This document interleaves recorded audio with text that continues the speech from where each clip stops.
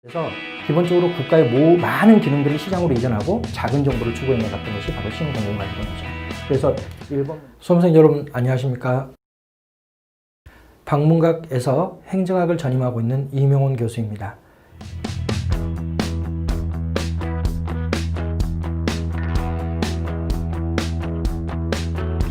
(2020년) 지방직 행정학 문제에 대해서 우리가 오늘 살펴보도록 하겠습니다. 출제 영역을 보면 항상 예년의 시험처럼 균등하게 모든 파트에서 출제가 이루어졌습니다. 출제 경향을 보면 기본 개념과 이론 이해 중심으로 시험 문제가 출제가 많이 이루어졌죠. 이 법령 문제가 많이 출제될 때 여러분들이 상당히 문제를 어렵게 느낍니다. 법령 중에서도 특히 아주 세부적인 법령을 출제했을 때 여러분들이 난이도가 높다고 판단하고 체감 난이도가 아주 높아지는데, 올해 시험 문제는 이런 기본 개념이나 이론 이해 중심으로 출제가 됐기 때문에 여러분들의 입장에서는, 특히 공부를 좀 충실히 한 수험생의 입장에서는 체감 난이도를 그렇게 높게 판단하지는 않았을 것이라고 생각됩니다. 그러나 이게 하나의 경향성을 가지고 있는 것은 아닙니다. 지방직 구급 시험이 쉬웠기 때문에 앞으로의 시험, 국가직 9급도 쉬울 거고, 그 다음에 국가직 7급도 쉬울 거고, 지방직 7급도 쉬울 거라고 판단해서 공부를 게을리해서는 절대 안 됩니다. 지금 현재 지방직 9급 시험이 쉽게 출제됐다고 해서 이게 하나의 경향성을 가지고 계속해서 쉽게 출제될 가능성은 대단히 낮습니다. 그러니까 여러분들이 준비를 하실 때는 심도 있게 학습을 통해서 철저한 이해 중심으로 다음 시험에 대비를 해 나가셔야 합니다. 여기까지 우리가 출제 분석을 쭉 살펴봤습니다. 그리고 구체적으로 실제 시험 문제에 들어가서 우리가 문제를 확인해 보도록 하겠습니다. 1번 문제부터 보도록 하겠습니다. 1번, 작은 정보를 적극적으로 옹호하는 것은, 작은 정보에 대한 문제가 나와 있는데 여러분들이 이건 워낙 쉬운 거니까 다 잘 알고 있을 거라고 생각이 됩니다. 근대 입법국가가 있고, 그리고 행정국가가 있고, 그리고 신행정국가가 있고, 이렇게 세 가지로 구분이 되잖아요. 근데 근대 입법국가를 우리는 작고 값어치 없는 정보, 작고 값어치 없는 정부, 이렇게 우리가 표현하죠. 작고 값어치 없는 small and cheap government 이러는데, 이 부분에 초점을 두고 표현하지 않고 보통 이 부분을 초점을 두고 이야기를 합니다. 작고, 그러니까 작은 정부죠. 행정국가는 big and strong government 이렇게 우리가 표현하는데 여기에 초점을 두죠. 그래서 큰 정부 이렇게 표현하는 거고, 신행정국가는 작지만 강한 정부 이렇게 이야기를 합니다. 그래서 바로 여기에 초점을 두고 있는 거죠. 작은 정부. 그러니까 여러분들이 알아두셔야 될 것은, 작은 정부는 크게 두 가지가 있다는 것을 알고 있어야 돼요. 근대 입법국가가 있고, 그리고 신행정국가가 있고, 물론 큰 정부는 행정국가죠. 그래서 여러분들이 작은 정부가 출제됐을 때 근대 입법국가만을 가지고 판단해서 문제를 풀면 안 됩니다. 근대 입법국가와 지금 현재의 신행정국가를 다 포함해서 작은 정부라고 표현을 하고 있기 때문에 이 두 개를 다 고려해서 문제를 풀어 나가셔야 되겠습니다. 먼저 1번 지문부터 봐보겠습니다. 행정권 우호라를 인정하는 정치행정 이론론. 일단 여러분들이 근대 입법국가의 개념, 행정국가의 개념을 정확하게 알고 있어야 됩니다. 근대 입법국가는 입법, 사법, 행정 중에 입법부가 강화된 국가체제를 근대 입법국가라고 이야기를 합니다. 행정국가는 입법, 사법, 행정 중에 행정부가 강화된 국가체제를 바로 행정국가라고 이야기를 합니다. 당연히 행정권이 우월화되어 있다, 이것은 바로 행정국가를 의미하는 거죠. 여기는 어디가 우월화되어 있겠어요? 입법부가 우월화된 국가체제죠. 그래서 행정권이 우월화되어 있다라고 하면 바로 큰 정부를 의미하겠죠. 그렇죠? 그리고 정치행정 이론론, 이원론이 시험 문제에 아주 많이 출제되는 부분인데, 근대 입법국가는 입법부가 우월화되어 있습니다. 그러니까 항상 뭐가 위에 있겠어요? 입법부를 우리는 정치로 표현합니다. 그러니까 정치가 위에 있는 거예요. 정치가 모든 결정권을 행사하고 행정부는 뭐만 한다? 단순하게 집행만 한다는 거예요. 그래서 이때는 정치의 역할과 행정의 역할이 명확하게 구분이 돼요. 그래서 이걸 이원론이라고 이야기를 하죠. 그래서 여러분들이 잘 알아두셔야 될 것은, 근대 입법국가, 바로 작은 정부는, 특히 근대 입법국가는 정치와 행정이 명확하게 구분됩니다. 정치는 결정권을 행사하고 행정은 단순하게 집행권만 행사합니다. 그러나 행정국가는 그렇지 않습니다. 행정국가는 정치가 결정을 해주는데 모두 결정을 한다. 행정도 결정을 합니다. 정치가 결정을 하는 방식이 바로 법률 제정인데, 정치가 법률을 추상적이고 일반적인 규정으로 규정을 해주면 행정부가 집행 현장의 상황에 맞게 구체적이고 세부적인 결정을 해나가요. 그러니까 여기도 결정을 하고 여기 행정도 구체적이게 세부적인 결정을 하게 되니까 정치도 결정을 하고 행정도 결정을 하게 됨으로써 정치와 행정의 차이점이 약화됩니다. 그래서 정치와 행정이 유사해진다는 것을 정행 이론론이라고 표현하는 거죠. 결국 행정권의 우위를 인정하는 정치행정 이론론은 행정국가 현상을 행정국가를 표현하고 있는 것이죠. 그 다음 두 번째로는 경제공황 극복을 위한 뉴딜 정책이 나와 있는데 이것도 여러분들이 잘 알아두셔야 될 게 근대 입법국가를 대변하는 대통령을 알아야 돼요. 그게 바로 제퍼슨 잭슨입니다. 미국의 3대 대통령이 제퍼슨이죠. 미국의 7대 대통령이 잭슨인데 이 두 사람을 우리는 근대 입법국가의 통치권자라고 이야기를 합니다. 그래서 여러분들이 행정학 책에서 우리가 늘 봐왔던 것처럼 제퍼슨 잭슨 패러다임 이러면 근대 입법과를 대변하는 패러다임인 거고 대통령을 가지고 이야기하는 거죠. 미국의 3대 대통령인 제퍼슨과 미국의 7대 대통령인 잭슨 이 사이에 있었던 대통령들은 전부 다 근대 입법과를 지향하니까 바로 작은 정부를 지향하고 있는 거죠. 그 다음에 행정국가를 대변하는 대통령 2명을 알아야 됩니다. 그 중에 하나가 바로 루즈벨트 대통령이고 또 하나가 바로 존슨 대통령입니다. 루즈벨트 대통령은 뉴딜 정책을 폈던 사람이고 이 뉴딜 정책은 여러분들이 다 알고 있는 것처럼 어떤 거예요? 정부가, 행정이 직접 시장에 개입해서 시장의 문제점을 해결해 나가는 거예요. 그러니까 바로 정부의 개입을 대단히 크게 했던 게 바로 이 뉴딜 정책입니다. 그 다음에 존슨은 복지 정책을 펴요. 복지 정책을 펼 때도 정부가 사회 영역에 개입해서 직접 사회적 약자를 보호해 나가는 정책이죠. 둘 다 뭐야? 정부를 아주 크게 만들었던 정책들 중에 하나입니다. 이거는 정부의 시장에 대한 개입을 늘려서 정부를 크게 만들고 여기는 정부가 사회 영역에 개입해서 사회적 약자를 보호해 줌으로써 정부가 크게 만들어지는 겁니다. 바로 이것도 행정국가를 대변하는 것이죠. 결국 특히 이 존슨의 복지정책 강화가 바로 큰 정부를 만들어내는데 여기에 나와 있는 것처럼 사회복지 프로그램의 확대가 바로 행정국가를 의미하는 겁니다. 그 다음에 신공공관리론은 여기 신행정국가와 관련되어 있죠. 신공공관리론은 두 가지로 구성이 되어 있는데 그 중에 첫 번째가 바로 시장주의죠. 국가의 업무를 시장으로 이전해주는 이념이 바로 시장주의입니다. 그래서 기본적으로 국가의 많은 기능들을 시장으로 이전하고 작은 정부를 추구해 나갔던 것이 바로 신공공관리론이죠. 그래서 1번 문제는 당연히 4번이죠. 크게 어려운 문제는 아니었습니다. 그 다음 두 번째 문제에 대해서 보겠습니다.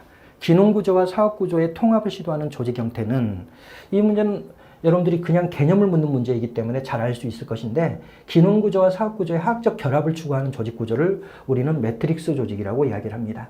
매트릭스 조직은 첫째 기능구조로 이렇게 나눠져 있죠. 그래서 기능구조가 인사실 또 여기 예산실 그 다음에 기획실 이런 식으로 돼 있다면 여기에 인사실에 몇 명을 차출하고 예산실에 몇 명을 차출하고 기획실에 몇 명을 차출해서 사업 1팀 이렇게 만들어내고 그리고 또 새로운 사업을 수행해야 될 필요가 있다면 이런 기능구조에만 포함되어 있는 사람들을 묶어서 사업 2팀으로 만들어내고 이런 식으로 조직을 구성하는 것을 우리가 매트릭스 조직이라 그럽니다. 매트릭스 조직의 개념이 바로 기능구조와 사업구조의 화학적 결합인 거죠. 그래서 이 문제는 개념을 묻는 문제이고 답은 3번이게 되겠습니다. 3번 문제로 들어와서 보겠습니다.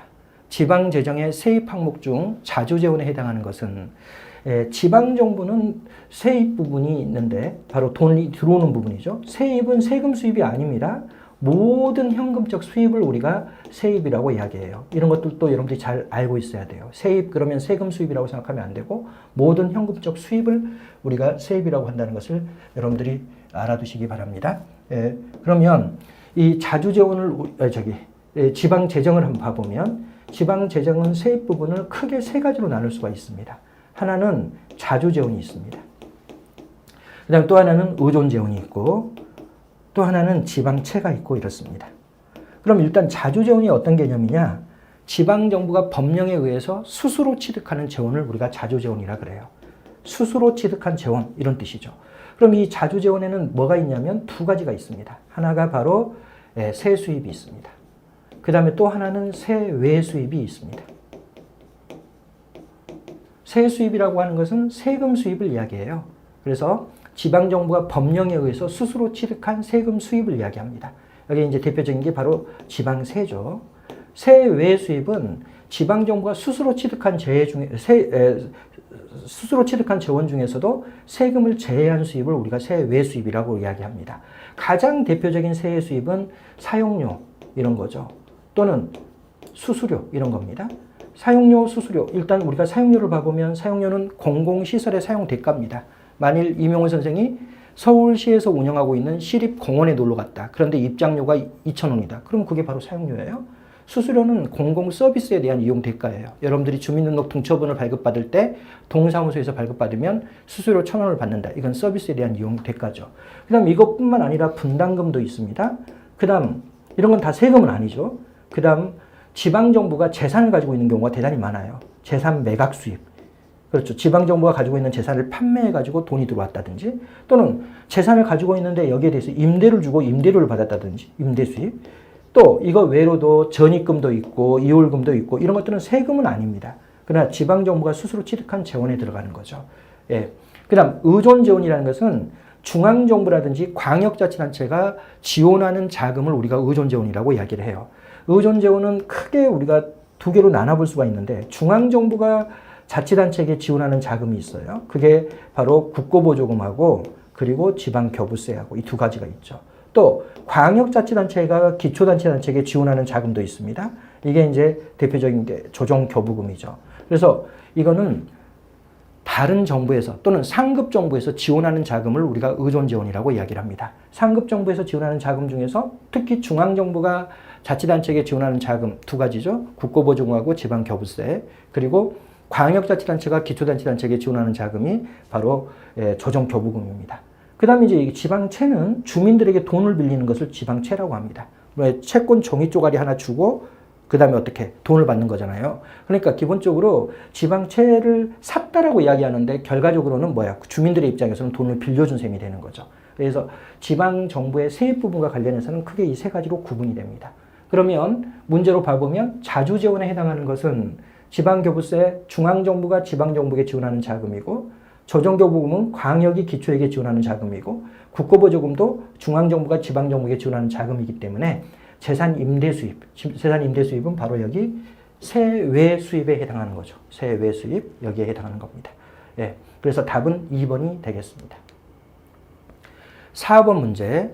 국내 최고 대학을 졸업했기 때문에 일을 잘했을 것이라고 생각하여 피평가자에게 높은 근무 성적 평정 등급을 부여할 경우 평정자가 범하는 오류는 이것도 워낙 기출이 많이 됐던 부분이라서 여러분들이 어렵게 접근하는 문제는 아니죠. 이건 서울대학교를 나왔기 때문에 애가 일을 잘할 것이다. 이렇게 미리 선입견을 가지고 있는 경우에 해당하는 거죠. 그래서 이것은 선입견에 의한 오류에 해당합니다. 그래서 답은 1번이죠. 2번부터 봐보면 집중화 경향으로 인한 오류, 이것은 모든 사람들에게 중간 점수를 주는 것을 집중화에 의한 오류라고 이야기하죠.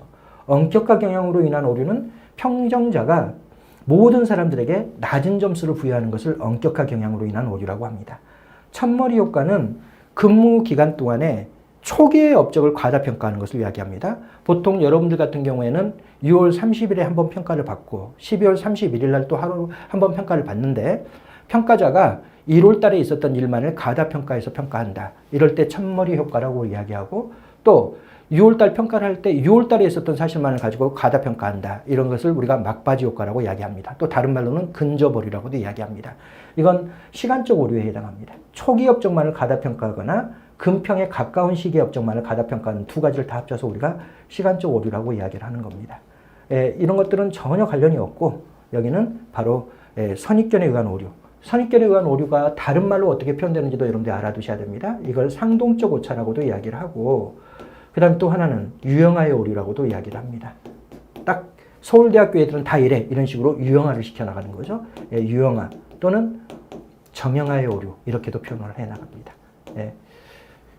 문제는 답은 1번이 되겠습니다. 5번 문제. 행정 가치에 대한 설명으로 옳지 않은 것은 1번 공익과정설에 따르면 사익을 초월한 별도의 공익이란 존재할 수 없다. 이건 선생님이 늘 강조했던 거고 아주 중요한 부분인데 여러분들이 이걸 잘 알고 있어야 됩니다. 공익 실체설과 공익 과정설이 어떤 것의 근거를 통해서 학설이 이루어지는 건지를 여러분들이 잘 알고 있어야 됩니다. 이건 다 뭐에 대한 거냐면 공익과 사익과의 관계에 대한 거예요. 공익과 사익. 공익과 사익과의 관계를 어떻게 바라보느냐에 따라 실체설과 가정설로 구분이 되죠. 그러면 공익 실체설은 뭐냐? 실체설은 공익과 사익은 전혀 별개의 것이다. 이렇게 인식할 때 공익 실체설이에요. 그러니까 공익과 사익은 전혀 다른 것이다. 이렇게 인식하는 게 공익실체설이고, 공익과정설은 이렇지 않습니다. 얘네들은 뭐라고 보냐면 사익의 조정 결과가 공익이다라고 봐요. 조정 결과. 이게 공익이야. 그러니까 차이가 엄청 크죠. 여기는 뭐예요? 공익을 증진하기 위해서 사익이 침해될 수도 있는 거예요. 여기는. 공익과 사익은 전혀 다르기 때문에 공익은 커져 나가는데 사익은 침해될 수도 있는 거죠. 그러나 여기는 그렇지 않습니다. 사익이 증대돼야지 공익이 증대된다고 보는 시각이에요. 왜? 사익의 조정의 결과가 공익이기 때문에 결국 사익이 증대되면 공익도 증대된다고 보는 시각입니다. 그래서 공익 실체설은 사익과 공익을 전혀 별개의 것으로 인식하는 것인데 별개를 초월이라고 이야기하는 거야. 공익이란 사익을 초월한 별개의 것이다. 이렇게 인식하는 게 공익 실체설이고, 공익 과정설은 공익이란 사익의 조정 결과이다. 이렇게 바라보는 게 바로 공익 과정설이고 이렇습니다. 그러면 내용으로 다시 되돌아와서 공익 과정설에 따르면 사익을 초월한, 이 초월한 이게 뭐야? 사익과 별개의 이런 뜻이에요. 별도의 공익이란 존재할 수 없다. 당연히 맞는 말이죠. 사익은 뭐다? 공익, 사익을 조정한 결과가 공익이기 때문에 사익을 초월한 별도의 공익은 존재하지 않습니다. 두 번째, 롤즈의 이론이 나와 있는데, 롤즈의 이론도 여러분들이 너무너무 쉬우니까 다 잘 알죠. 롤즈의 사회 정의론을 우리가 정리를 해보면, 롤즈의 사회 정의론은 첫째, 제1원리가 있죠. 제1원리는 공평한 자유의 원리, 이렇게 우리가 이야기를 하죠. 그 다음 제2원리가 있는데, 제2원리는 두 가지로 구성이 되어 있습니다. 하나는 기회균등의 원리, 또 하나는 차등의 원리, 이렇게 구성이 되어 있죠. 그리고 롤즈는 어떤 결론을 맺어요? 1원리와 2원리가 충돌하면 제1원리가 우선한다. 이렇게 이야기하고, 또 2원리 내에서도 갈등을 빚게 되면 기회균등의 원리가 차등의 원리에 우선한다. 이렇게 봅니다.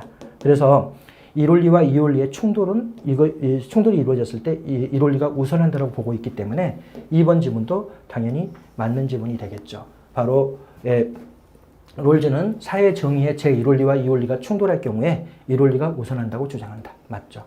그 다음 3번, 파레토 최적 상태는 형평성 가치를 뒷받침하는 기준이다. 파레토 최적의 개념을 여러분들이 알아두셔야 되는데 이게 아무런 어려운 개념이 아니에요. 이게 뭐예요?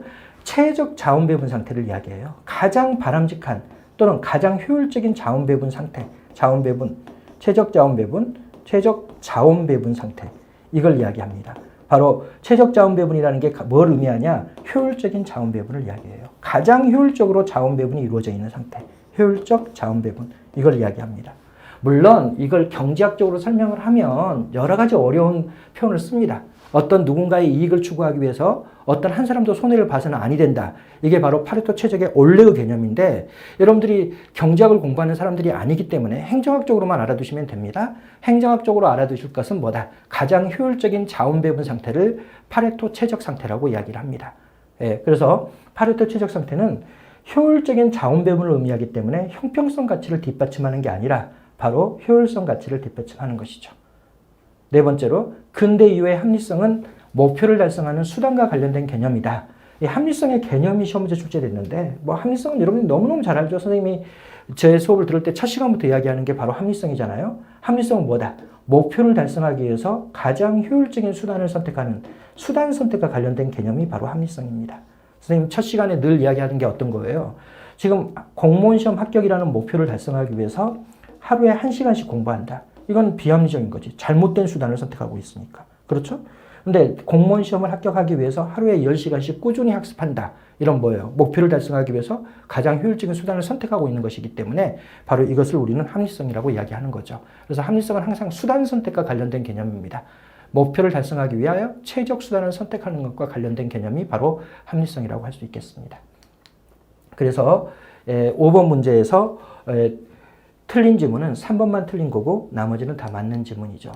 그 다음 6번, 기술과 조직 구조의 관계에 대한 페로우의 설명으로 옳지 않은 것은, 이건 페로우의 기술 용론이 시험 문제에 나와 있는데 이걸 우리가 간단하게 정리를 좀 해보도록 하겠습니다. 페로우라는 사람은 기술을 구분할 때 세 가지로 나눠서, 두 가지 기준을 가지고 이야기를 하죠. 하나가 바로 분석 가능성입니다. 그 다음에 또 하나는 과제의 다양성, 이 두 가지를 기준으로 합니다. 근데 여러분들이 이 개념부터 정확하게 알고 있어야 됩니다. 분석 가능성이라고 하는 것은 정해진 규칙이 준수되는 정도예요. 그러니까 규칙을 딱 정해놓으면 그대로 기술이 활용된다. 그러면 바로 분석 가능성이 높은 겁니다. 규칙의 준수 정도를 이야기합니다. 결국은 이건 뭐하고 관련돼 있어요? 보니까 공식성하고 관련돼 있잖아. 공식이 바로 규칙과 법규에 의한 행정을 이야기하는 거잖아요. 바로 공식성과 직접적으로 관련돼 있는 거고. 두 번째로 과제의 다양성은 A의 가소와 관련돼 있어요.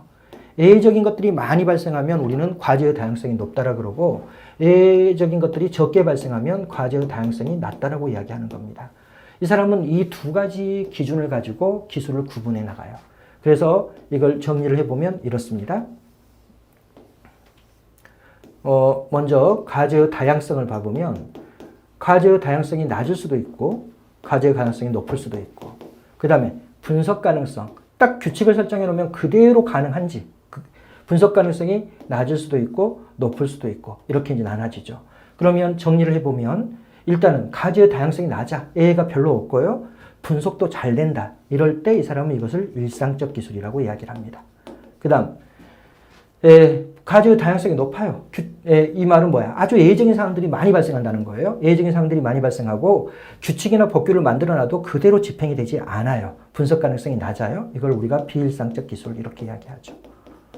예외 같은 걸 여러분 잘 알아야 됩니다. 일상적 기술은 그냥 의자 만들거나 분필을 만들거나 이런 아주 단순한 기술을 이야기하는 거고 비일상적 기술 같은 경우는 우주선 개발이라든지 핵무기 개발이라든지 이런 것들이 바로 비일상적 기술에 들어갑니다. 그 다음 과제의 다양성은 높은데 분석 가능성도 높다. 이게 공학적 기술인데 이 공학적 기술은 자동차의 엔진 같은 것을 이야기합니다. 한번 보면 자동차의 엔진을 만들어내는 것은 규칙과 법규에 의해서 딱 프로그램대로 만들어집니다. 근데 문제는 뭐냐? 예외가 많아요. 예외가 어떤 식으로 예외가 많아지는 거예요? 똑같은 날 똑같은 공장에서 똑같은 자동차가 생산됐어도 어떤 자동차는 10년을 타도 엔진이 아주 튼튼하지만 또 어떤 자동차는 1년만 타도 엔진이 타버리고 이렇습니다. 그런 건 다 뭐야? 예외적인 것들이 발생한다는 거죠. 그래서 이 자동차 엔진이 공학적 기술과 관련되어 있고 그 다음에 과제의 다양성도 낮고 분석 가능성도 낮다. 이게 바로 장인 기술인데 장인 기술은 장인 기술 대표적인 게 바로 수제품이에요. 수제품 중에서 도자기라고 여러분들 생각하면 됩니다.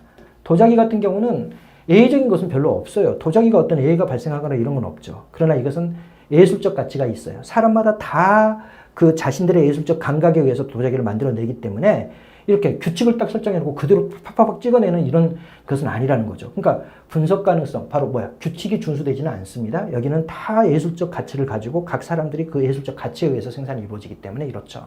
여기까지가 이 네 가지 기술인데 이 네 가지 기술과 관련해서 조직 구조에 대해서 여러분들이 좀 알아두실 필요가 있죠. 지금 문제는 조직 구조에 대한 것인데 조직 구조와 관련해서 한번 봐보겠습니다. 첫째, 일상적 기술이 있고 그 다음 비일상적 기술이 있고 장인 기술이 있고 공학적 기술이 있고 이렇습니다. 일단 일상적 기술은 복잡성, 이게 제일 어려운 건데 여러분들이 복잡성을 잘 알아야 됩니다. 이거를 상대적으로 비교해서 여러분들이 학습을 해야 돼요. 일상적 기술이 아까 의자 만드는 기술이라고 봅시다. 그럼 의자 만드는 기술은 기본적으로 나무를 자르는 사람, 나무에 리스치를 하는 사람, 그 다음에 뭐 나사를 조이는 사람, 그 다음에 완제품을 포장하는 사람, 이 4단계 정도로나 구분이 되는 거고 비일상적 기술은 그렇지 않아요. 우주선을 개발하는 것이기 때문에 이게 엄청나게 세분화되어 있겠죠. 각각의 파트별로 엄청난 세분화가 이루어져 있기 때문에 분업화의 정도는 어디가 더 높아요. 비일상적 기술이 훨씬 더 높습니다. 그러니까 일상적 기술이 복잡성이 낮고 비일상적 기술은 복잡성이 높습니다. 공식성을 봐보면 공식성하고 관련된 게 뭐라 그랬어요? 분석 가능성이라 그랬죠. 일상적 기술은 규칙을 딱 정해놓으면 그대로 쭉 집행이 됩니다. 공식성이 높죠. 비일상적 기술은 우주선을 개발하고 이런 것이기 때문에 새롭게 기술을 찾아 나가야 돼요. 그러니까 이렇게도 한번 해보고 실패하면 또 다른 기술을 적용하고 또 실패하면 또 다른 기술을 적용해보고 이런 식이기 때문에 규칙과 법규가 마련되어 있지가 않습니다. 또 일상적 기술은 최고관리자가 감시, 감독하고 지시하기가 대단히 용이합니다. 별다른 기술이 아니기 때문에 당연히 직권성이 높아요. 비일상적 기술은 최고관리자가 각각의 전문 영역 전문가들에게 권한을 다 위임해줘야 됩니다. 왜? 각각의 파트의 전문가들이 결정을 할 수밖에 없게 돼 있기 때문에 바로 의사결정 권한을 밑으로 넘겨주기 때문에 기본적으로 직권성이 낮죠. 그 다음 장인기술과 공학적 기술이 있는데 이거는 다 중간이에요. 왜? 일상적 기술과 비일상적 기술의 중간에 장인기술이 있고 일상적 기술과 비일상적 기술의 중간에 공학적 기술이 있기 때문에 이게 다 중간입니다. 그런데 여기서 중요한 것은 조직 구조를 결정할 때는 뭐가 대단히 중요하냐면 분석 가능성이 대단히 중요해요. 분석 가능성은 선생님이 뭐라 그랬어요? 공식적으로 정해진 규칙이 그대로 준수되는 정도야. 장인 기술은 기본적으로 공식적인 규칙으로 정해지기가 어렵습니다. 다 예술가들의 자신의 예술적 가치에 따라서 도자기를 굽고 이렇게 하기 때문에. 그러니까 장인 기술은 분석 가능성이 낮아요. 그래서 이렇게 표현해요. 대체로 유기적이다. 이렇게 이야기하고, 공학적 기술은 어찌됐건 분석 가능성이 높습니다. 그래서 대체로 기계적이다라고 이야기합니다. 다만 구체적으로 보면 복공집이 다 중간 단계고 중간 단계고 이렇습니다. 물론 이거는 우리가 뭐라 그래요? 이거는 기계적 구조, 이거는 유기적 구조야. 이 기계적 구조와 유기적 구조의 중간 단계에서 대체로 유기적인 기술도 있고, 조직 구조가 적합한 기술도 있고, 대체로 기계적인 조직 구조가 대체로 기계적인 조직 구조를 갖추는 기술과 적합한 기술에 적합한 공학적 기술도 있고 이런 거죠. 그래서 기본적으로 이렇게 이제 연결되어 있는데 여기 이 두 개는 여기 안에 중간 단계에 있다고 보시면 돼요. 그러나 여러분들이 알고 있듯이 완벽한 기계적 구조는 아닙니다. 일상적 기술이. 완벽한 기계적 구조가 되려면 복공집이 다 높아야지 기계적 구조고, 완벽한 유기적 구조가 되려면 복공집이 다 낮아야지 유기적 구조예요. 근데 이 네 개 기술 중에서는 이게 가장 기계적 구조에 적합하다. 이런 뜻으로 공부해야 됩니다. 또 이 네 개의 기술 중에서는 가장 유기적 구조에 적합한 것이 바로 이거죠. 그리고 이 두 개는 이 중간 단계에 이렇게 포함되어 있는 거죠. 그 다음 한 가지 더 여러분들이 여기서 알아두셔야 될 것은, 지금 이 복잡성을 페로우는 복잡성이라고 표현하지 않습니다. 왜냐하면 완벽한 기계적 구조가 아닌데 여기 복잡성이 낮다라고 표현하면 좀 그러기 때문에 복잡성을 뭐로 바꿔서 표현하냐면 통설 범위로 바꿔서 표현을 해요. 여러분들이 이걸 잘 알아두셔야 돼요. 상식적으로 봐보겠습니다. 분업화가 많이 돼 있으면 통설 범위가 넓어지겠어요? 좁아지겠어요? 분업화가 많이 돼 있으면 많이 돼 있을수록 통설 범위는 좁아지겠죠. 많이 나눠져 있으니까 이 사람이 통솔할 수 있는 범위 이렇게.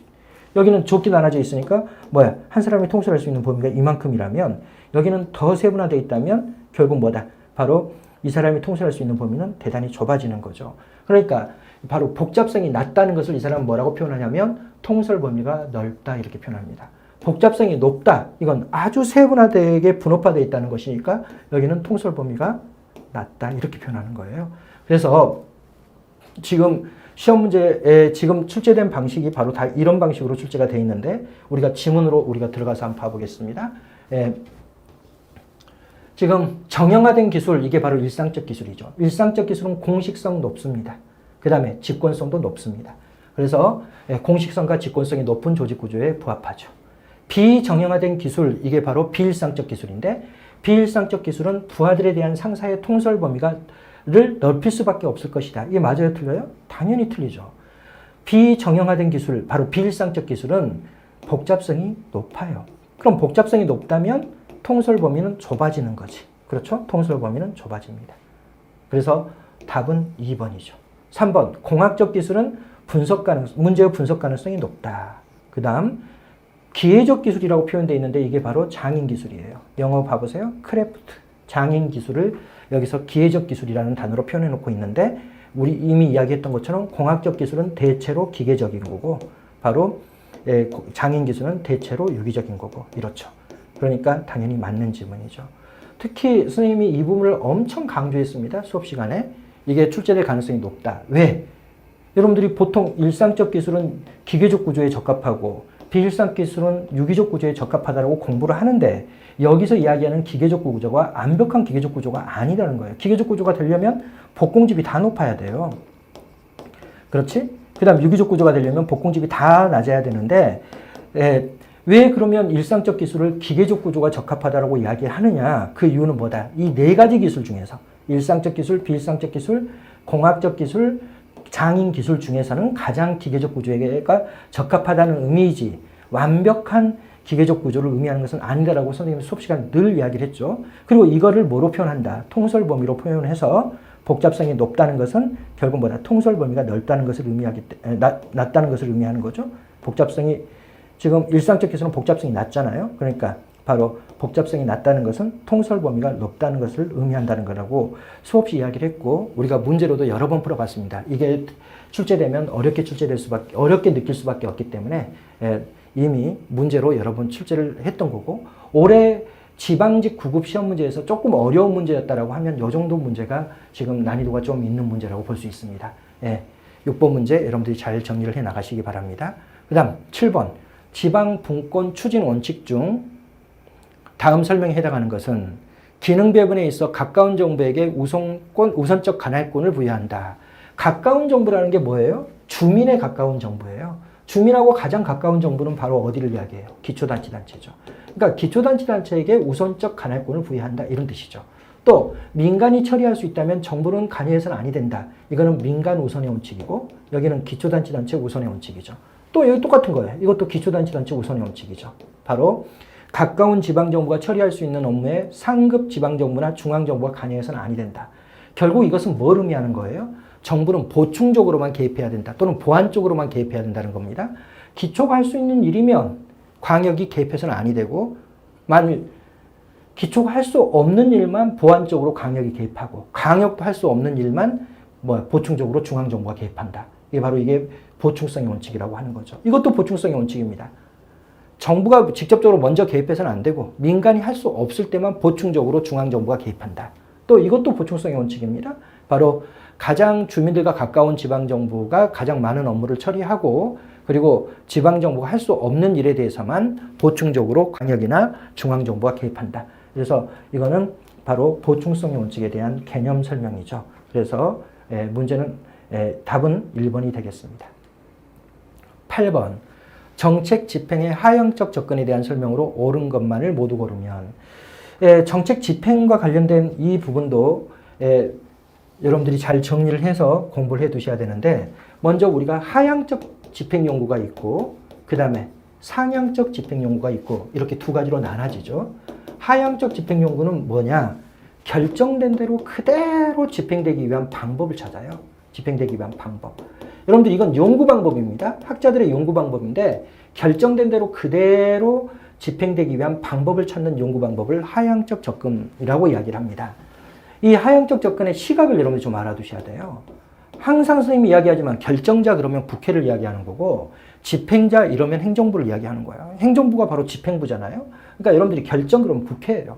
국회가 결정을 해주면 행정부는 절대로 그것을 바꾸지 않고 그대로 집행만 해야 된다는 시각이 바로 하향적 접근입니다. 그러니까 국회가 정치라고 표현된다 그랬죠. 정치가 결정을 해주면 행정은 뭐만 해야 된다. 단순하게 집행만 해야 된다.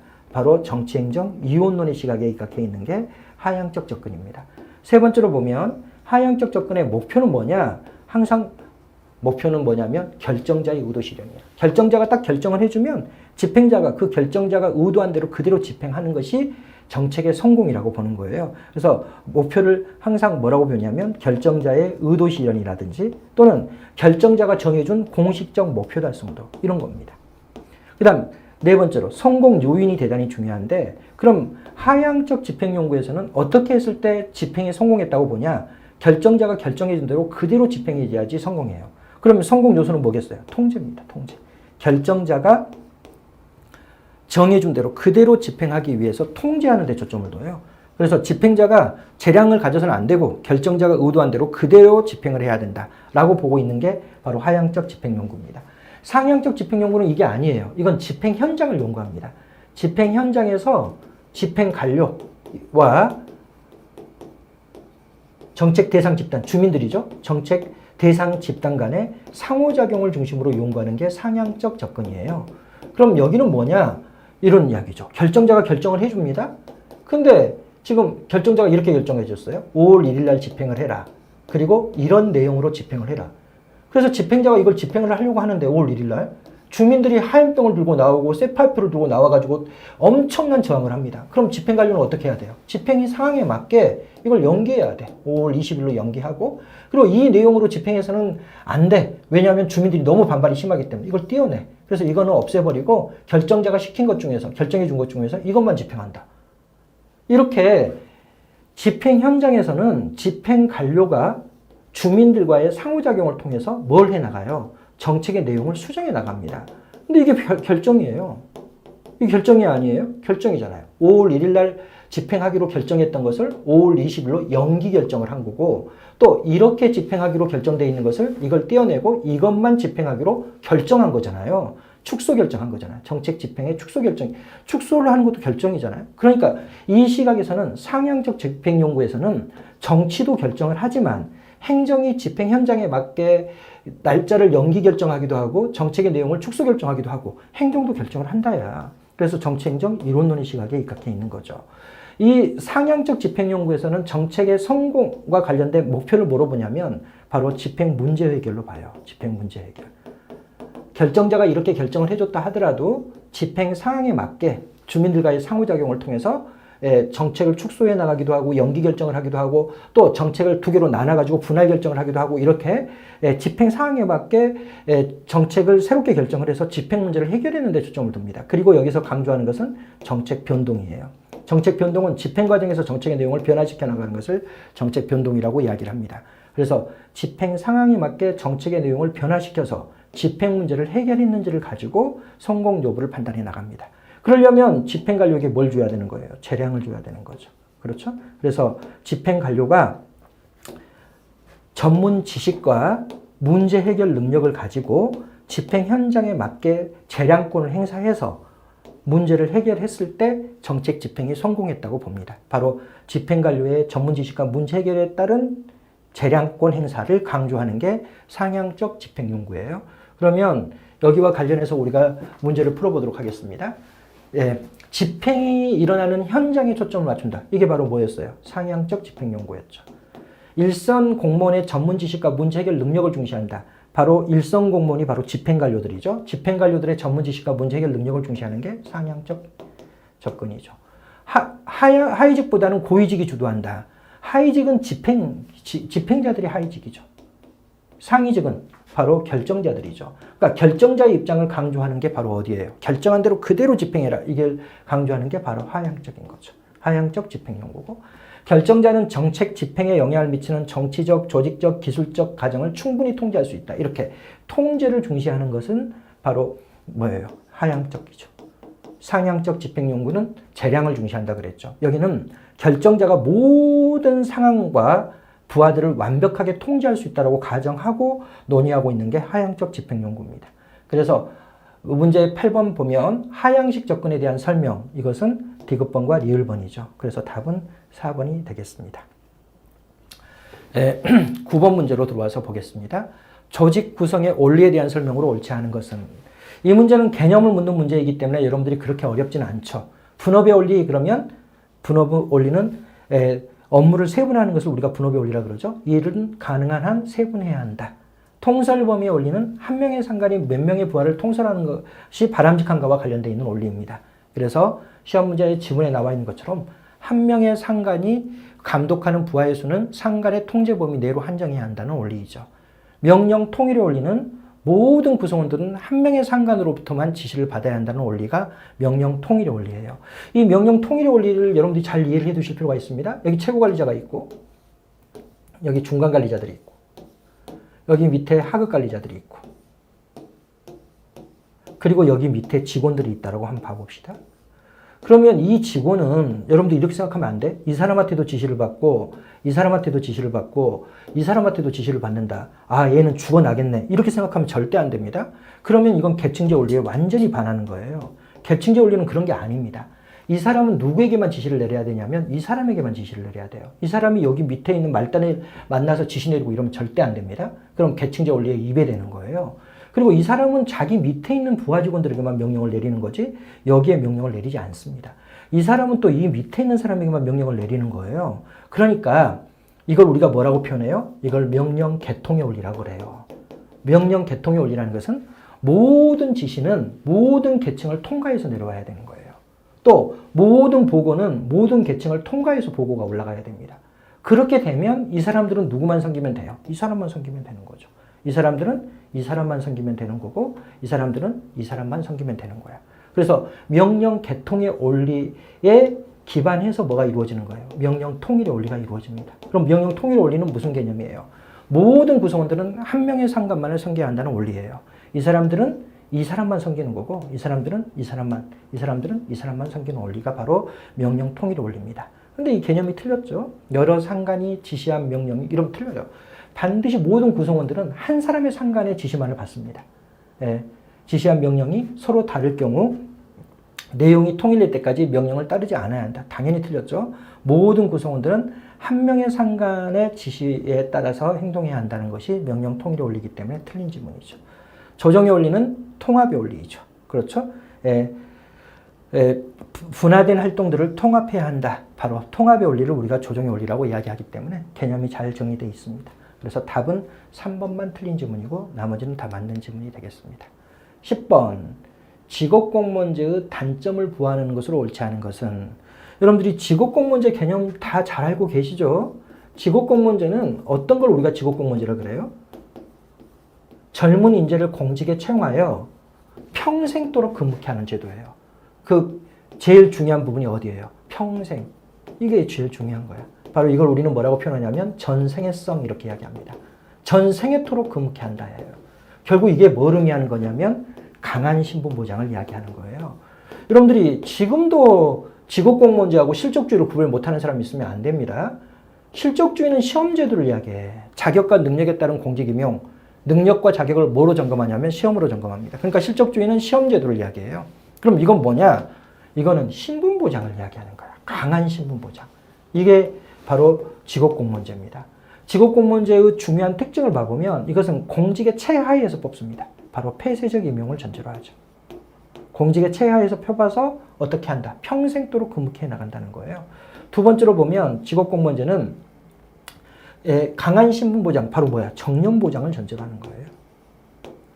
세 번째로 봐보면 이렇게 강한 신분보장을 해주려면 공무원들이 뭘 띄고 있어야 되냐면 특정 정당의 이익을 추구해서는 안 됩니다. 특정 정당의 이익을 추구하는 것을 우리가 정치적 중립이 훼손되는 것은 정당과 관련돼 있어요. 바로 정치적 중립을 떼야 돼요. 지금 이명훈 선생이 지금 4급 공무원인데 이 사람이 민주당이다. 그러면 안 돼요. 왜? 다음 정권에서 민주당이 물러나고 미래통합당이 만일 정권을 장악했다. 그러면 민주당 출신의 구성원들을 다 잘라낼 수밖에 없잖아요. 그러니까 기본적으로 공무원들에게 신분보장을 해주려면 그 전제가 바로 뭐예요? 정치적 중립이에요. 신분보장을 해주기 위해서는 모든 구성원들이 정권이 뒤바뀌어져도 신분보장을 해주기 위해서는 특정 정당의 이익을 추구해서는 아니 됩니다.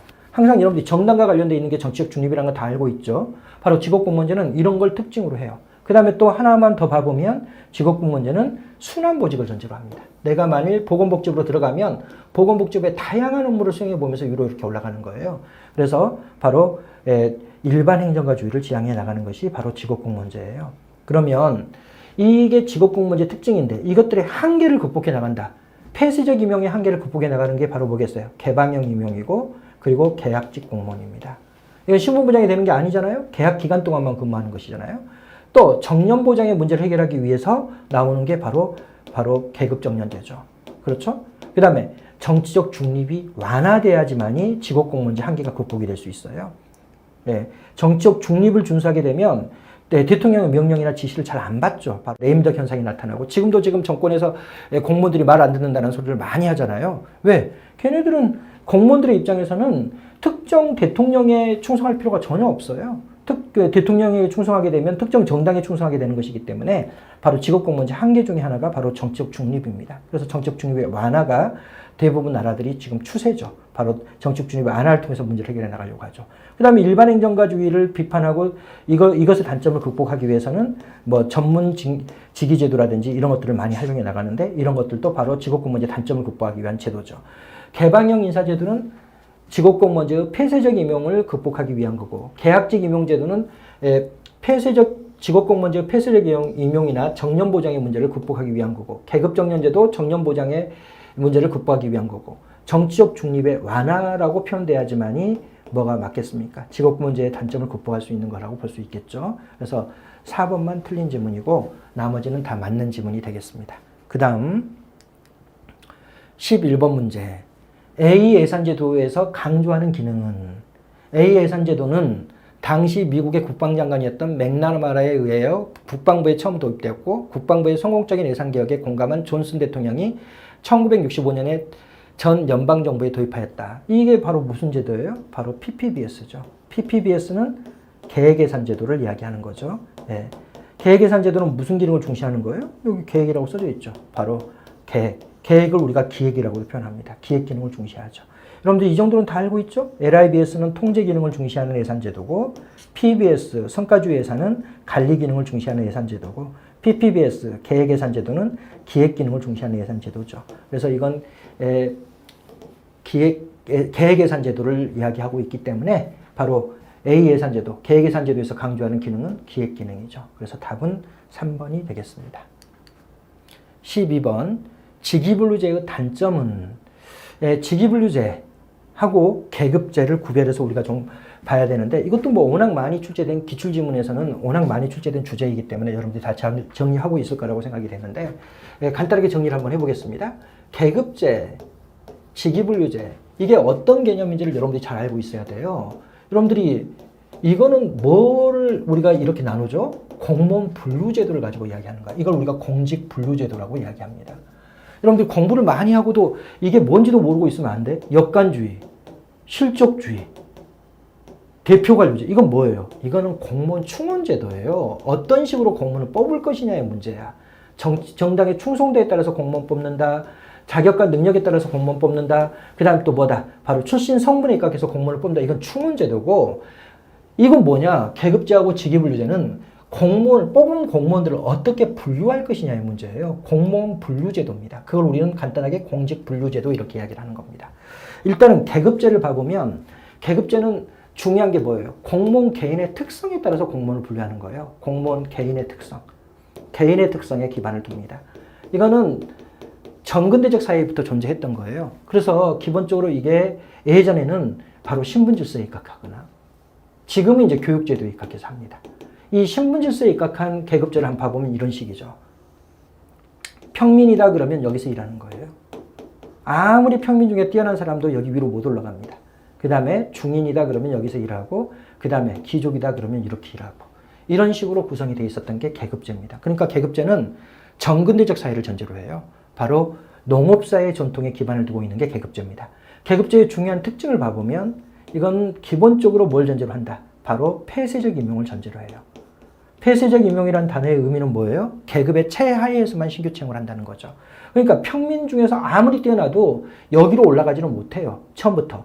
여기서부터 일을 해가지고 쭉 여기서 일하면서 이렇게 일하면서 위로 올라가는 거예요. 또 내가 중인이다 그러면 중인인데 아주 뛰어나다. 그럼 여기서부터 일하냐? 그런 건 없습니다. 제일 밑에서부터 일해가지고 이렇게 왔다 갔다 하면서 여기 상층으로 올라가는 거예요. 바로 폐쇄적 임용을 전제로 하는 거고, 두 번째로 보면 여기는 수평적으로는 융통성이 대단히 높습니다. 왜 그래요? 기본적으로 이렇게 분업화가 되어 있지 않기 때문에 그렇죠. 수평적 융통성은 대단히 높고, 그러나 평민 출신이 여기로 올라가거나 중인 출신이 여기로 올라가지는 못해요. 당연히. 왜? 평민이 아무리 똑똑해도 여기는 못합니다. 귀족 출신 중에서도 아무리 멍청한 애라 하더라도 여기로 일을 내리지 않고 여기서만 일을 하는 거예요. 그러니까 수직적으로는 융통성이 낮습니다. 아무리 뛰어난 사람도 위로 올라갈 수 없으니까. 그래서 이 부분을 가지고 뭐라고 그래요? 계급 간 차별이 심각하다라고 이야기하는 거야. 그렇죠. 계급 간 차별이 아주 큽니다. 예.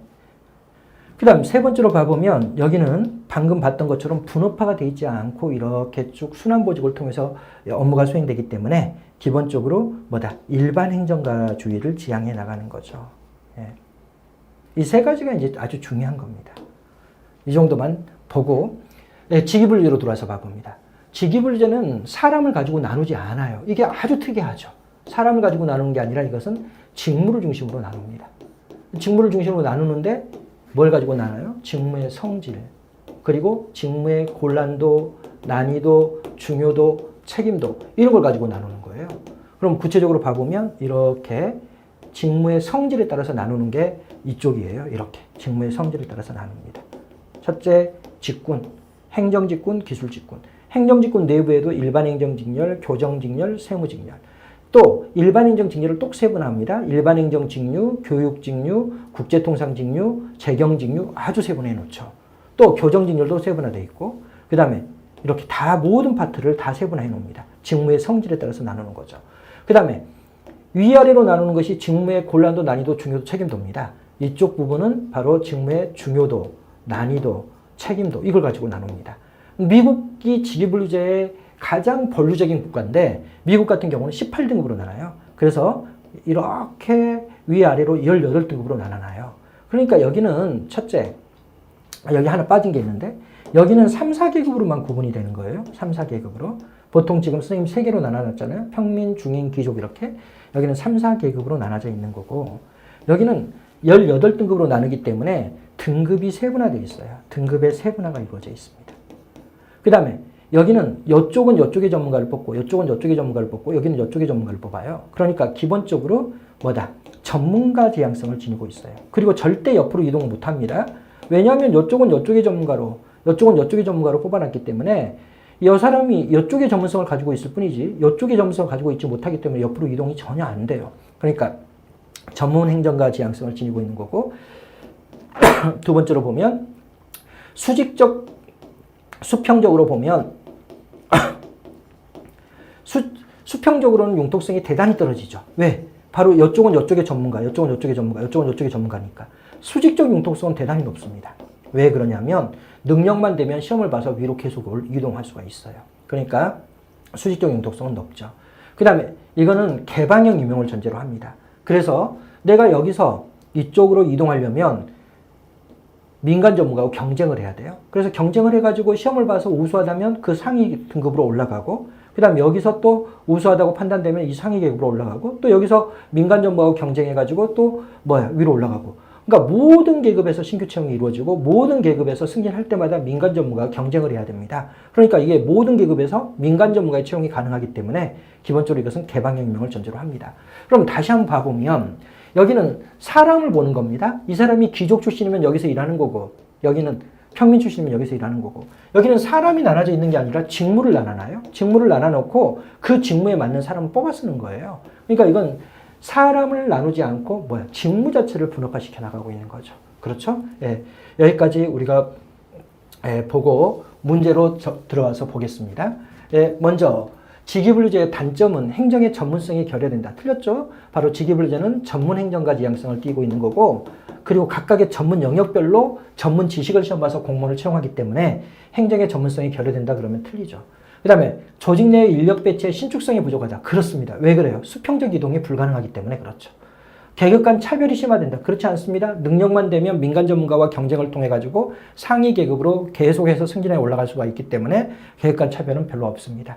그 다음에 직무 경계가 불명하다. 틀렸습니다. 이건 철저하게 분업화시켜요. 특히 여러분들이 이걸 알아야 되죠.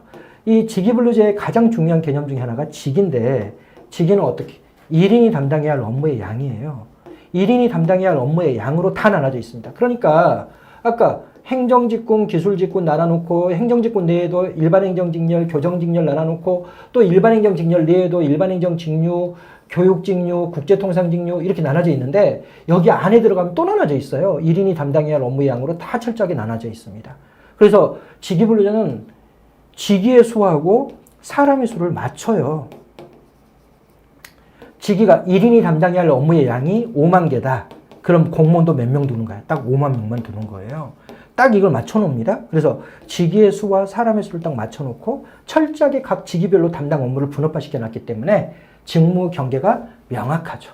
그래서 직위분류제의 단점은 2번만 단점인 거고 나머지는 단점이 아니고 계급제의 단점이 되겠습니다.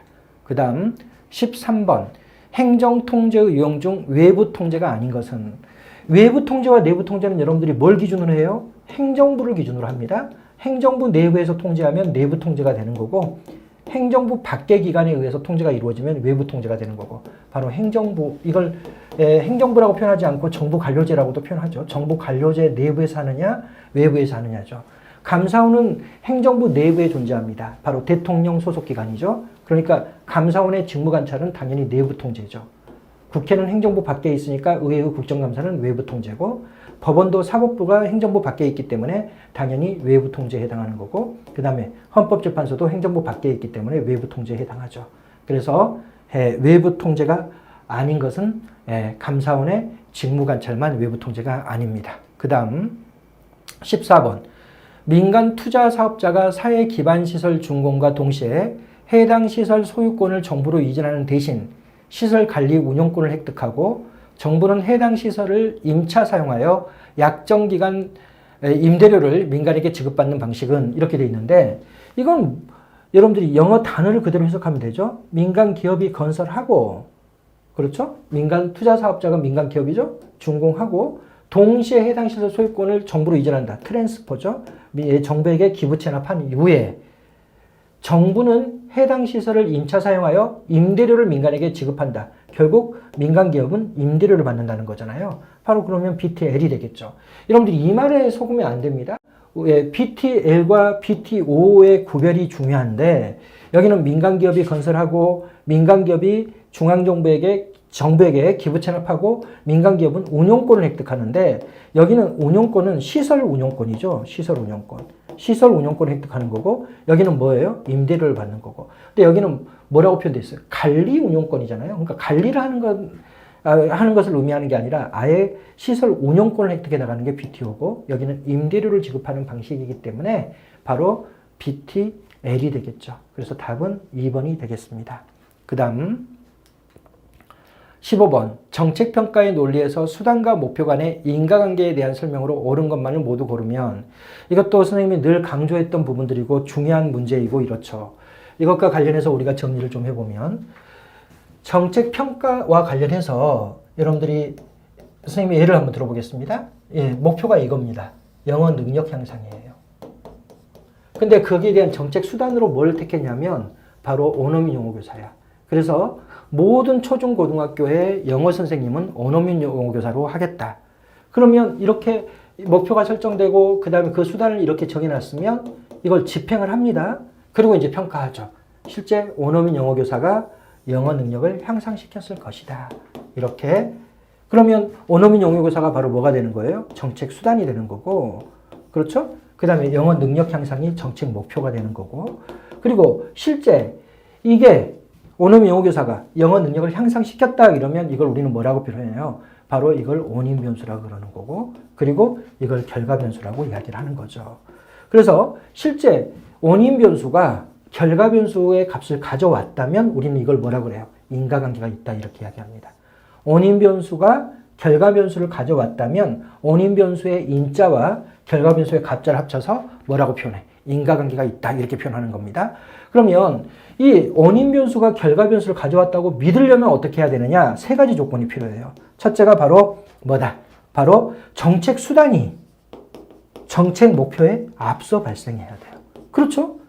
이미 점수가 오른 다음에 영어교사를 채용했다면 원어민 영어교사가 영어 능력을 향상시켰다고 볼 수 없죠.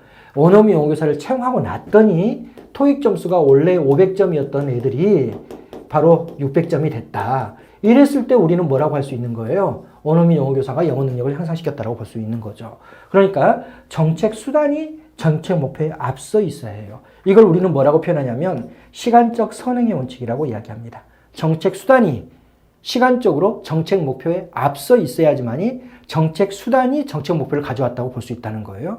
두 번째로 보면 두 번째로는 이 원어민 영어교사를 채용했더니 100점이 올랐어요. 근데 그 다음에는 국내 요상을 채용했더니 점수가 오르지 않았어요. 이래야 돼. 이래야지만이 원어민 영어교사가 영어 능력을 향상시켰다고 볼 수가 있는 거죠. 이걸 우리는 뭐라 그러냐? 정책 수단이 변화됐을 때 뭐도 바뀌어야 된다. 정책 목표도 정책 결과도 변화돼야 한다는 거야. 그렇죠. 원어민 영어교사를 채용했을 때는 점수가 오르고 원어민 영어교사를 채용하지 않았더니 점수가 오르지 않아야지만이 어떻더라? 아, 정책 수단이 정책 목표를 가져왔구나 이렇게 결론을 맺을 수 있다는 거예요. 이걸 우리는 뭐라고 표현하냐면 동시 변화의 조건이라고 이야기합니다. 세 번째로는 실제 여러분들이 채용하기 전에 500점이었는데 채용 후에 600점이 될 수도 있습니다. 근데 여기에는 다양한 요인들이 개입할 수가 있어요. 성숙 효과로 20점이 오를 수도 있고 그 다음에 측정 효과로 또 20점이 오를 수 있고 그 다음 또 뭐 핵이 인공 요소로 10점이 오를 수가 있고 그 다음 또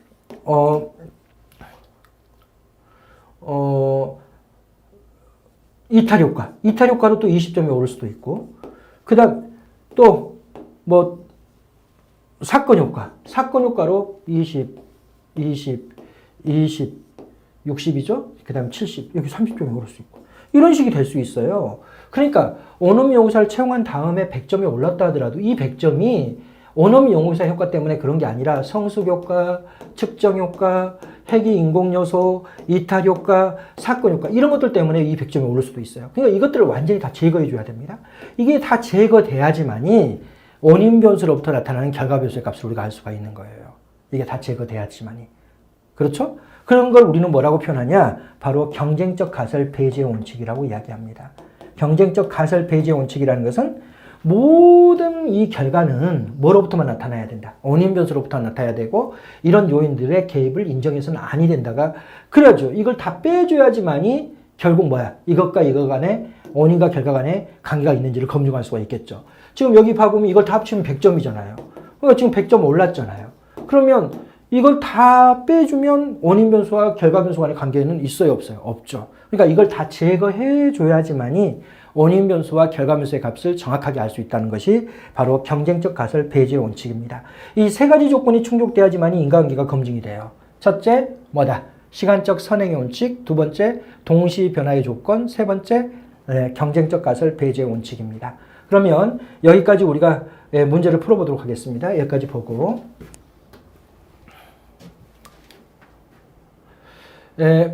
첫째, 정책 목표의 달성이 정책 수단의 실현에 선행해서 존재한다. 틀렸죠? 당연히 뭐예요? 정책 수단이 먼저 있고, 즉 아까 봤던 것처럼 원어민 영어교사가 먼저 존재하고, 그리고 뭐 해야 돼? 점수가 향상돼야 돼. 정책 목표, 바로 영어 능력 향상이 나타나야 돼요. 이걸 우리는 뭐라 그랬어요? 시간적 선행의 원칙이라고 이야기했는데 이건 틀렸죠. 정책 수단의 실현이 먼저 있고 그 정책 수단의 실현으로 해서 정책 목표가 달성돼야지만이 뭐다? 수단과 목표 간의 인과관계가 있다고 판단할 수가 있죠. 그래서 기억 지문을 옳은 지문으로 바꾸면 정책 수단의 실현이 정책 목표 달성에 선행해서 존재해야 한다. 두 번째, 특정 정책 수단 실현과 정책 목표 달성 간 관계를 설명하는 다른 요인이 배제되어야 한다. 이게 바로 뭐예요? 바로 경쟁적 가설 배제의 원칙이죠. 그 다음에 정책 수단의 변화 정도에 따라 정책 목표의 달성 정도도 변화되어야 한다. 이게 바로 뭐예요? 공동 변화의 조건이죠. 그래서 경쟁적 가설 배제의 원칙, 공동 변화의 조건. 다만 이 개념이 잘못됐죠. 시간적 선행은 뭐가 먼저 시간적으로 선행돼야 한다. 정책 수단이 정책 목표보다 선행되어야 하기 때문에 기억 부분만 틀렸고 니은 디귿은 맞는 지문이 되겠습니다. 그래서 답은 4번이 답이죠. 16번 비용 편익 분석에 대한 설명으로 옳지 않은 것은 분야가 다른 정책이나 프로그램은 비교할 수 없다. 이건 여러분들이 뭐하고 비교해서 풀어야 돼요? 비용 편익 분석과 비용 효과 분석을 여러분들이 비교할 수 있어야 되겠습니다. 비용 편익 분석은 비용도 뭐로 하고 합해 가치로 하고 그렇죠? 그 다음에 편익도 합해 가치로 합니다. 그렇기 때문에 서로 다른 성격을 지닌 사업 간에도 다 비교가 됩니다. 단위가 다 똑같기 때문에. 그러나 비용 효과 분석은 그렇지 않죠. 비용은 합해 가치로 하되 편익은 효과는 다른 측정 가능한 단위로 합니다. 그렇게 되면 기본적으로 이질적인 사업 간에는 비교가 안 되죠. 예를 한번 들어보면 A라는 사업은 이런 사업입니다. 쌀 수확량 증대를 위해서 저수지를 개발하는 사업이에요. 그러면 A라는 사업을 비용 편익 분석에 의할 때는 이렇게 하죠. 저수지 개발에 비용이 얼마 든다. 바로 10억이 든다. 그 다음에 쌀 수확량이 이 저수지를 10억짜리를 건설하게 되면 쌀이 한 100만 가마 정도 더 증산이 된다. 그럼 바로 쌀 수확량 증대가 바로 편익이 되는데 100만 가마를 합해가지고 환산해 봤더니 이게 30억이더라. 그럼 이렇게 되는 거죠. 그 다음에 여기 또 하나의 사업, B 사업을 봐보면 B 사업은 이런 겁니다. 사망자 수를 감소시키려고 하는 거야. 그런데 여기에 육교 개발이에요. 그래서 교통사고 사망자 수를 줄이기 위해서 육교 개발을 했다면 여기는 육교 개발에 대한 비용이 여기가 5억이 들고 그리고 이렇게 육교를 하나 개발했더니 그로부터 사망자 수가 만일 5명이 줄어들었는데 이거 5명이야. 그럼 이 5명을 합해가지고 환산해야 되죠. 비용 편익 분석은 한 사람당 2억씩 따져서 5명이니까 10억이다. 이렇게.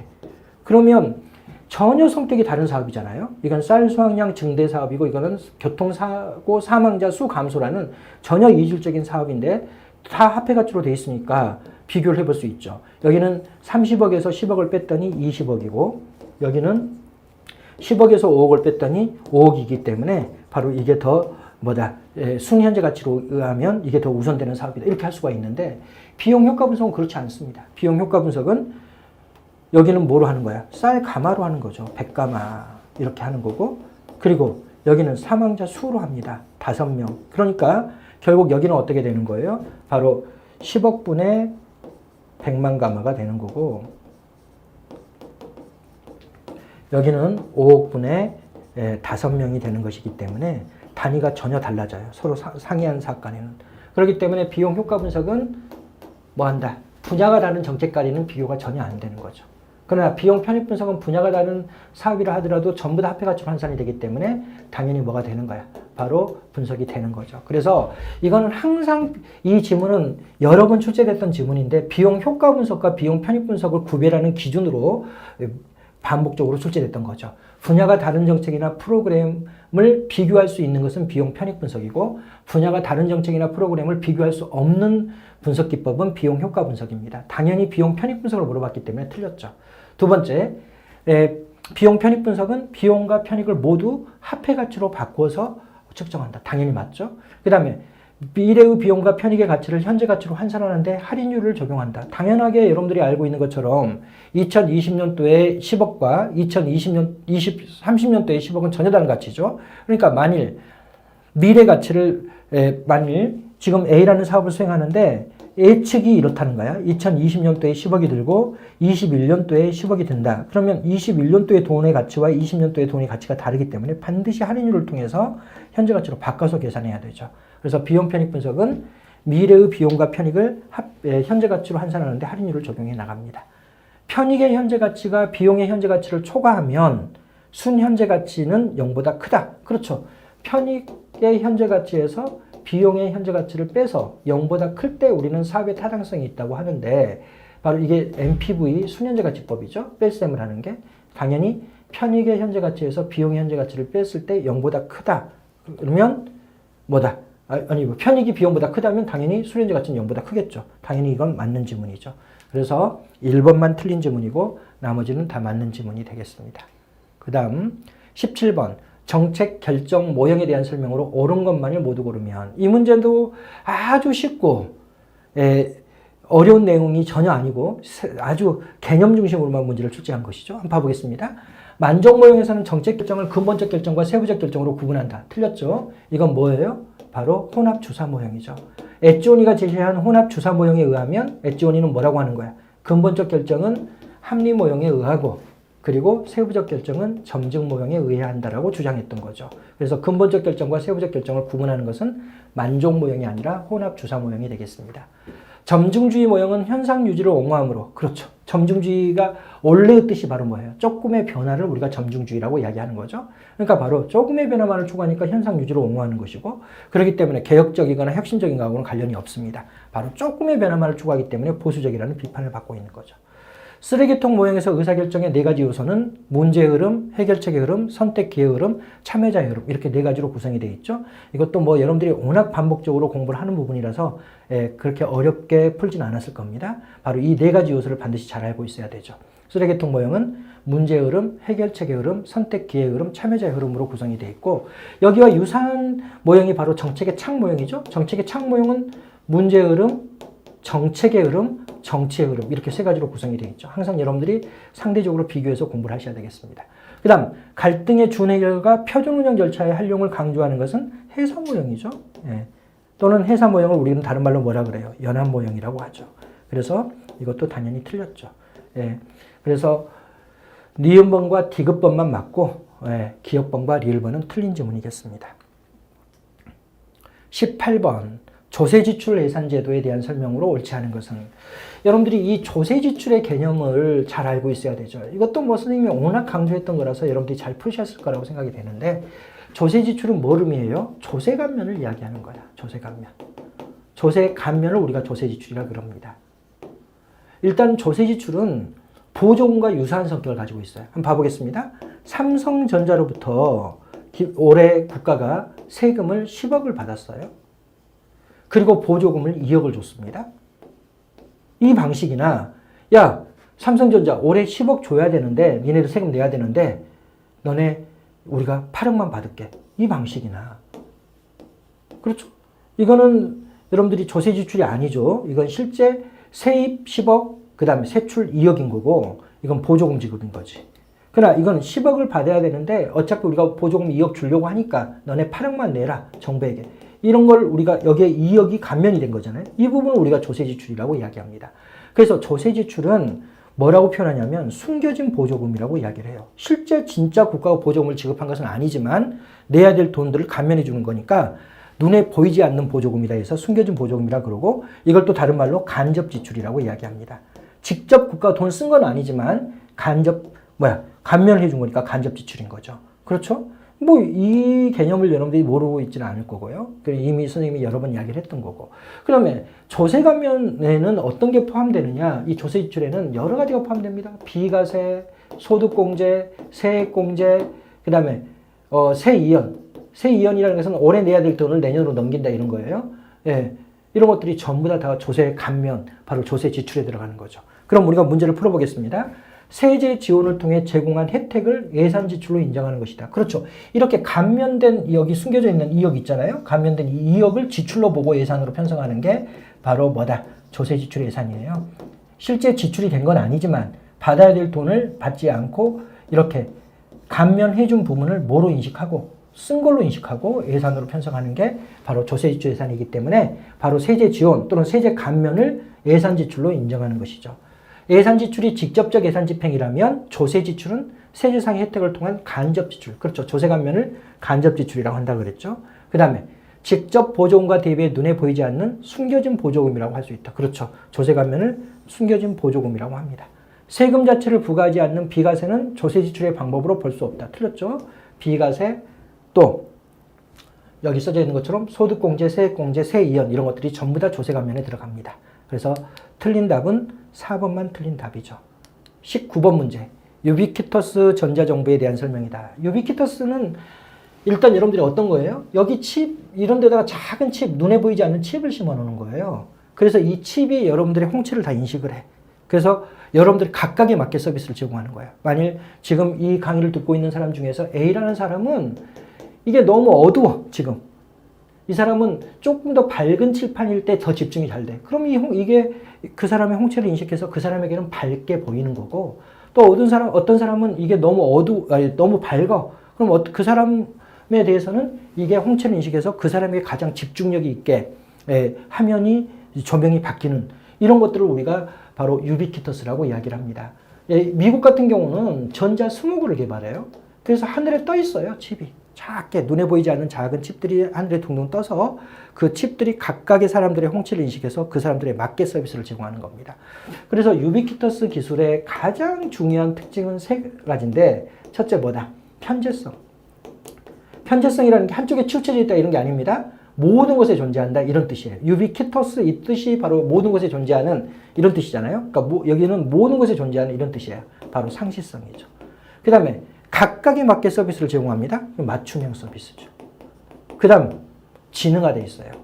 그러니까 우리의 현실하고는 전혀 다르죠. 우리는 어두우면 내 손을 움직여가지고 불을 켜는 거고 또 선생님이 이 전자칠판을 사용할 때도 내가 이걸 끌어서 가져와서 쓰잖아요. 근데 유비퀴터스 기술은 그렇지 않아요. 제가 칩이 심어져가지고 이명훈 눈빛을 봅니다. 아, 이명훈이가 지금 여기 칠판을 꺼내가지고 여기다 쓰고 싶어 하구나. 그걸 느껴서 스스로가 이렇게 딱 이걸 우리가 뭐라 그래요? 지능화라 그래요.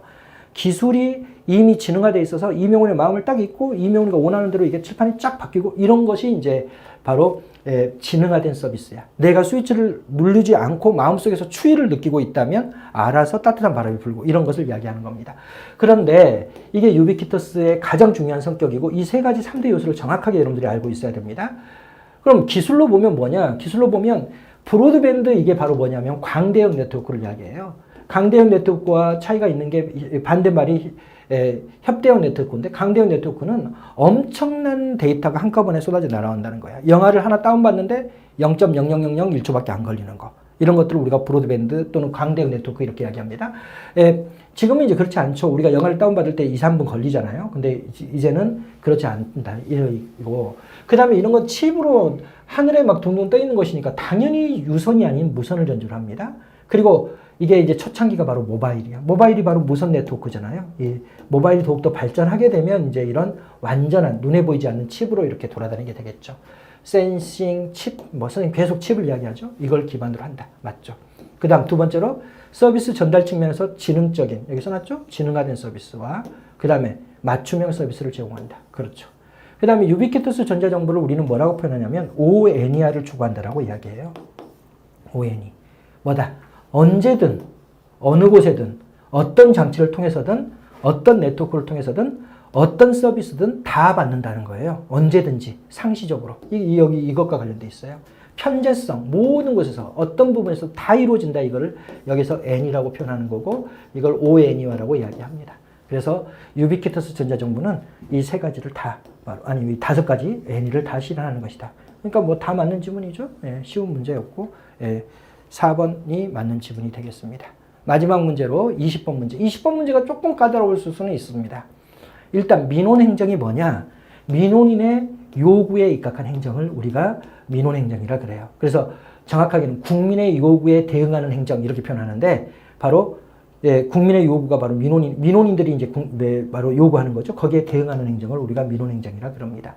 민원행정은 당연히 국민이 어떤 요구를 하게 되면 행정부 공무원들이 재량껏 하는 게 아니라 규칙과 법규에 의해서 합니다. 지금 허가 내주세요. 이게 민원행정이에요.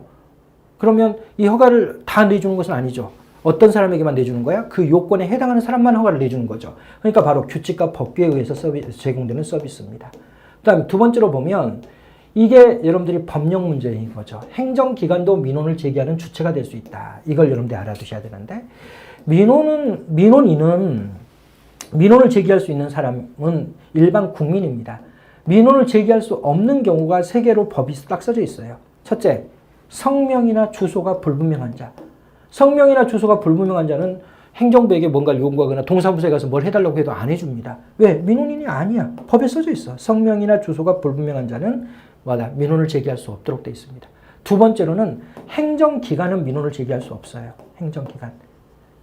그러니까 만약 보건복지부가 우리 동사무소에 찾아가서 뭘 해달라 이렇게 할 수는 없다는 거야. 다만 예외가 있습니다. 행정기관이라 하더라도 뭐의 경우에는 바로 사경제주체로서 뭔가를 요구할 경우에는 민원인에 해당한다는 거예요. 그 다음 세 번째로는 행정기관과 사법상 계약관계에 있는 자.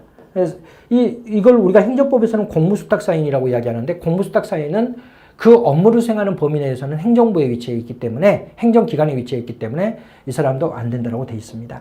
그래서 이 문제를 한번 봐보면 행정기관도 민원을 제기하는 주체가 될 수 있다. 원칙은 안 돼요. 원칙은 안 되지만 예외적으로는 가능합니다. 뭐 할 때?